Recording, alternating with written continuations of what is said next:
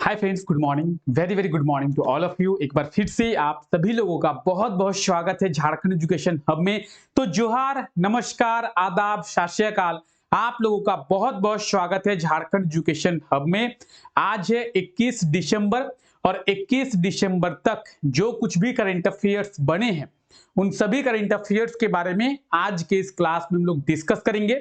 और झारखंड के आने वाले एग्जामों में आप लोगों से क्या क्या क्वेश्चंस पूछा जा सकता है, झारखंड के करंट अफेयर्स से आप लोगों को कैसे कैसे क्वेश्चंस देखने को मिल सकते हैं, उन सभी चीजों के बारे में आज के इस क्लास में हम लोग डिस्कस करेंगे। ये क्लास रोजाना सुबह 5 बजे होती है, तो रोजाना सुबह 5 बजे जुड़ना ना भूले मेरे साथ इस क्लास में, जहां पे हम लोग झारखंड के इंपॉर्टेंट करंट अफेयर्स के बारे में डिस्कस करते हैं।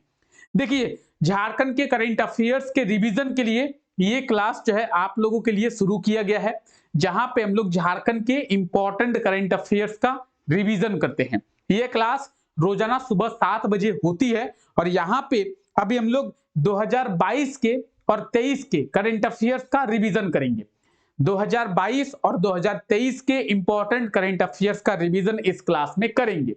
फिलहाल जनवरी 2023 के करंट अफेयर्स को हम लोग शुरू किए हैं, उसके बाद फरवरी, फिर मार्च, अप्रैल, जून, जुलाई, अगस्त, सितंबर, अक्टूबर, नवंबर, दिसंबर, उसके बाद फिर जनवरी 2022, फिर फरवरी 2022, तो पहले 2023 को शुरू किए हैं। 2023 कंप्लीट होने के बाद 2022 को हम लोग शुरू करेंगे। तो यहां पे हम लोग करंट अफेयर्स का रिवीजन करेंगे। अच्छा, एक और इंपॉर्टेंट अनाउंसमेंट है आप लोगों के लिए कि जेएसएससी के द्वारा जो 21 जनवरी का एग्जाम था उसे 4 फरवरी के लिए पोस्टपोन किया गया है। ऑफिशियल नोटिफिकेशन अभी नहीं आया है, लेकिन जेएसएससी जो 21 जनवरी 2024 को एग्जाम ले रही थी वो एग्जाम जो है वो 4 फरवरी 2023 को लेगी और 28 जनवरी का जो एग्जाम है वो 28 जनवरी को होगा।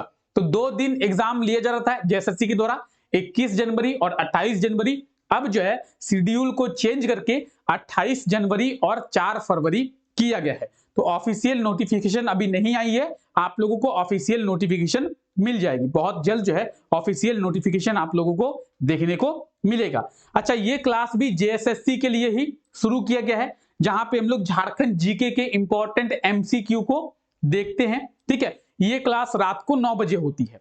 ठीक है, क्लियर। चलिए आइए आगे बात करते हैं। हाल ही में किसे आवास आवंटन कमेटी का अध्यक्ष जो है वो बनाया गया है? आवास आवंटन कमेटी का अध्यक्ष किसे बनाया गया है?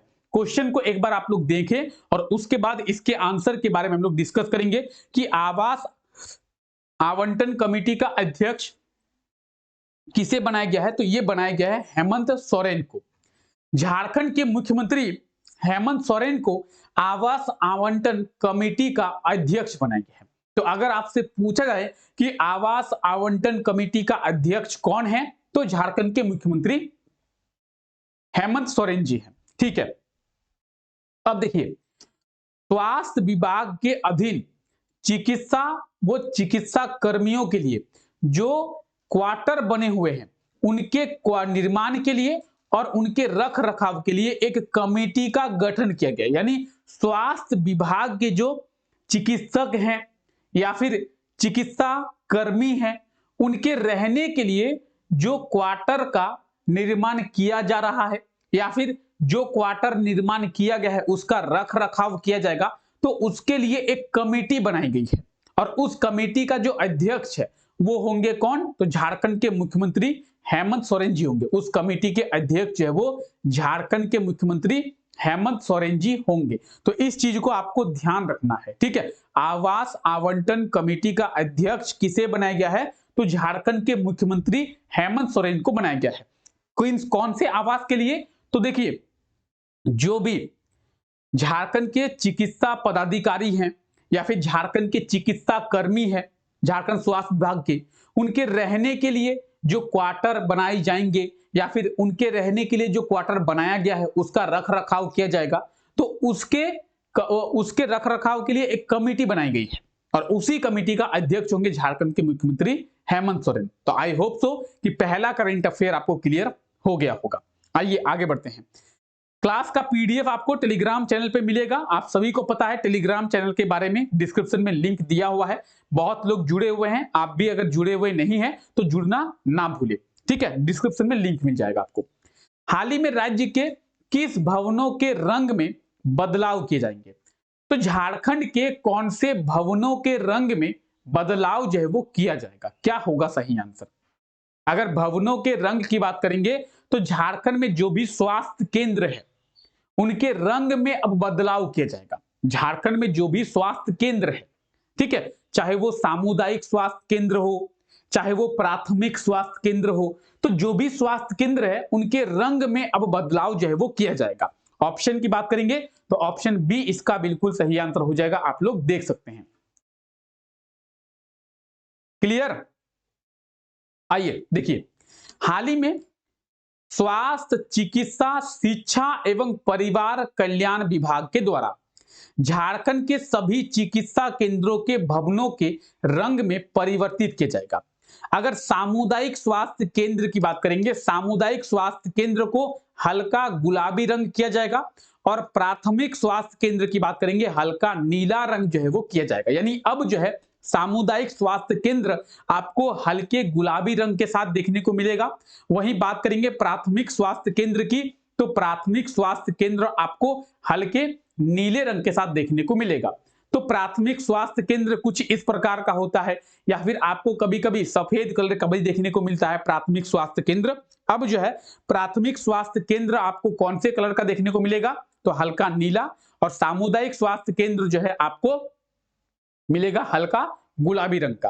तो इस चीज को भी आप याद रखें, झारखंड में जो भी स्वास्थ्य केंद्र है उसके रंग में अब परिवर्तित जो है वो किया गया है। झारखंड में जितने भी स्वास्थ्य केंद्र है, जितने भी सामुदायिक स्वास्थ्य केंद्र है, वो हल्के गुलाबी रंग का देखने को मिलेगा, चाहे झारखंड के किसी भी कोने में है। और अगर प्राथमिक स्वास्थ्य केंद्र है तो वो हल्के नीले कलर का आपको देखने को मिलेगा। ठीक है, क्लियर? चलिए आइए, हाल ही में झारखंड शिक्षा परियोजना के द्वारा जो भी पारा शिक्षक हैं उन पारा शिक्षकों का मानदेय में कितने % की बढ़ोतरी की गई है? जो भी पारा शिक्षक हैं, झारखंड शिक्षा परियोजना के तहत जो पारा शिक्षक काम करते हैं उनके मानदेय में यानी उनके वेतन में वृद्धि की गई है। अब उनके वेतन में वृद्धि की गई है, कितने % की वृद्धि की गई है? 10% की। अब ऑप्शन में कहां पे है 10%? ऑप्शन बी, 10% की वृद्धि की गई है। तो झारखंड शिक्षा परियोजना के अंतर्गत जो भी पारा शिक्षक काम करते हैं उनके वेतन में 10% की बढ़ोतरी जो है वो किया गया है। इस चीज को आपको ध्यान में रखना है। ऑप्शन बी इसका बिल्कुल सही आंसर हो जाएगा। झारखंड शिक्षा परियोजना के द्वारा जो राज्य के पारा शिक्षक हैं उनके मानदेय में 10% की वृद्धि जो है वो की गई है। ठीक है, झारखंड शिक्षा परियोजना यानी झारखंड एजुकेशनल प्रोजेक्ट काउंसिल। अच्छा, झारखंड एजुकेशनल प्रोजेक्ट काउंसिल के चेयरमैन कौन है? तो एक्स ऑफिसियो चेयरमैन की अगर बात करें तो झारखंड के मुख्यमंत्री एक्स ऑफिसियो चेयरमैन है। यानी झारखंड शिक्षा परियोजना के अध्यक्ष कौन होते हैं? अगर आपसे एग्जाम में पूछा जाए कि झारखंड शिक्षा परियोजना के अध्यक्ष कौन होते हैं तो क्या होगा सही आंसर? झारखंड शिक्षा परियोजना के अध्यक्ष होते हैं झारखंड के मुख्यमंत्री। ठीक है, चलिए, आईपीएल 2024 के लिए झारखंड के कितने खिलाड़ियों को खेलने का मौका जो है वो मिला है? यानी आईपीएल 2024 में आपको झारखंड के कितने खिलाड़ी खेलते हुए नजर आएंगे? ठीक है, क्या होगा सही आंसर? तो झारखंड के 3 खिलाड़ी आपको आईपीएल 2024 में देखने को मिलेंगे। झारखंड के 3 खिलाड़ी। ऑप्शन सी इसका बिल्कुल सही आंसर हो जाएगा। आईपीएल में झारखंड के 3 खिलाड़ियों को मौका मिला है। आईपीएल का ऑक्शन अभी रिसेंटली हुआ है और आईपीएल के इस ऑक्शन में झारखंड के 3 खिलाड़ियों को मौका मिला है। आइए जानते हैं ये 3 खिलाड़ी कौन कौन है। उससे पहले एक बार आप लोग क्वेश्चन पे नजर डालें। क्वेश्चन कह रहा है कि आईपीएल 2024 के लिए झारखंड के कितने खिलाड़ियों को खेलने का जो मौका है वो मिला है? 3 खिलाड़ी। ठीक है, अब ये 3 खिलाड़ी कौन कौन है? देखिए, बोकारो के रहने वाले हैं कुमार कुशाग्र और दिल्ली कैपिटल ने इन्हें 7.2 करोड़ रुपए में खरीदा है। वहीं बात करें गुमला की तो गुमला के रहने वाले हैं रॉबिन मिंज और रॉबिन मिंज जो है इन्हें गुजरात टाइटंस के द्वारा 3.6 करोड़ में खरीदा गया है। रांची के रहने वाले हैं सुशांत मिश्रा और सुशांत मिश्रा को गुजरात टाइटंस ने 2.2 करोड़ में खरीद लिया है। यानी कुमार कुशाग्र ये दिल्ली कैपिटल की ओर से खेलते हुए नजर आएंगे। रॉबिन मिंज ये गुजरात टाइटंस की ओर से खेलते हुए नजर आएंगे और सुशांत मिश्रा ये जो है गुजरात टाइटंस की ओर से खेलते हुए नजर आएंगे। तो आप इन तीनों का नाम याद रखें। आईपीएल 2024 में ये झारखंड के तीनों खिलाड़ी आपको खेलते हुए जो है वो नजर आएंगे। ठीक है, कुमार कुशाग्र तो ये है कुमार कुशाग्र। अगर बात करेंगे हम लोग रॉबिन मिंज की तो ये है रॉबिन मिंज, और अगर बात करें सुशांत मिश्रा की तो ये है Sushant Mishra. Sushant Mishra Gujarat Titans, Robin Minz Gujarat Titans, Kumar Kushagra ये जो है दिल्ली कैपिटल। इन तीनों को मौका मिला है आईपीएल 2024 में खेलने का, तो तीनों को आप लोग याद रखें। क्लियर है, यहां तक क्लियर है? आइए, आईएमएफ यानी इंटरनेशनल मॉनेटरी फंड के द्वारा फाइनेंशियल ईयर 2023-24 में भारत की जो इकोनॉमिकल ग्रोथ है वो कितने % रहने का अनुमान लगाया गया है। यानी आईएमएफ के द्वारा भारत की इकोनॉमिकल ग्रोथ 2023-24 में कितने % रहने का प्रिडिक्शन लगाया गया है, अनुमान लगाया गया है। आईएमएफ यानी इंटरनेशनल मॉनेटरी फंड, आप लोग आईएमएफ के बारे में सुने होंगे। आईएमएफ के द्वारा 6.3% का जो रेट है वो लगाया गया है अनुमान। किस चीज के ऊपर? भारत की इकोनॉमिकल ग्रोथ के ऊपर। आईएमएफ के द्वारा क्या कहा गया है? तो आईएमएफ के द्वारा ये कहा गया है कि फाइनेंशियल ईयर 2023-24 में भारत की जो इकोनॉमिकल ग्रोथ है वो 6.3% रहेगा। ऑप्शन की बात करें, ऑप्शन डी जो है इसका बिल्कुल सही आंसर हो जाएगा 6.3%। तो 6.3% किसके द्वारा अनुमान लगाया गया है? आईएमएफ के द्वारा 6.3% रहने का अनुमान लगाया गया है। ठीक है, तो आईएमएफ के द्वारा 6.3% आर्थिक वृद्धि दर को लगाया गया है फाइनेंशियल 2023-24 के लिए। आईएमएफ यानी इंटरनेशनल मॉनेटरी फंड, इस चीज को आपको ध्यान में रख लेना है। ठीक है, क्लियर? क्लियर है यहां तक? सभी को यहां तक क्लियर? तो एक बार क्लास को लाइक कर दें। आइए, अब देखिए ये जो क्वेश्चन आप देख रहे हैं ये क्वेश्चन आपसे कल पूछा गया था। झारखंड के कितने शहरों में सेप्टेज मैनेजमेंट प्लांट का निर्माण किया गया है? और आपको कहा गया था कि सेप्टेज मैनेजमेंट प्लांट का जो निर्माण है वो झारखंड के 2 जिलों में, देवघर और हजारीबाग 2 जिलों में किया गया है।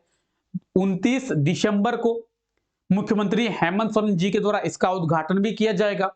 ठीक है, 29 दिसंबर को झारखंड के 2 जिलों में सेप्टेज मैनेजमेंट प्लांट का निर्माण किया गया है। हालांकि इसके बारे में हम लोग डिटेल में बात किए थे कल के क्लास में, ये क्वेश्चन आपसे पूछा गया था। तो ऑप्शन ए जो है इसका बिल्कुल सही आंसर हो जाएगा 2। ठीक है, आइए आज के लिए आपका क्वेश्चन देखते हैं। राज्य के किस वन्यजीव अभयारण्य में पहली बार हाथियों की डीएनए जांच किया गया है? यानी हाथियों का डीएनए टेस्ट झारखंड के कौन से वाइल्ड लाइफ सेंचुरी में किया गया है और यह कारनामा कहां पे हुआ है? इसका आपको आंसर कमेंट करके बताना है। हालांकि कल के क्लास में इसके बारे में लोग डिटेल में बात किए थे कि हाथियों के जो डीएनए के जांच है वो कारनामा कहां पे हुआ है। जल्दी से एक बार आप लोग कमेंट करके बताएं कि ऑप्शन ए, बी, सी या डी क्या होगा सही आंसर। ऑप्शन ए, बी, सी या डी, हाथियों के डीएनए की जांच का कारनामा कहां पे हुआ है। ठीक है, चलिए आज के लिए क्लास को हम लोग यहीं तक रखते हैं। आप सभी लोगों का बहुत बहुत शुक्रिया इस क्लास का हिस्सा बनने के लिए। मिलते हैं आप लोगों से नेक्स्ट क्लास में, तब तक के लिए टेक केयर, बाय बाय।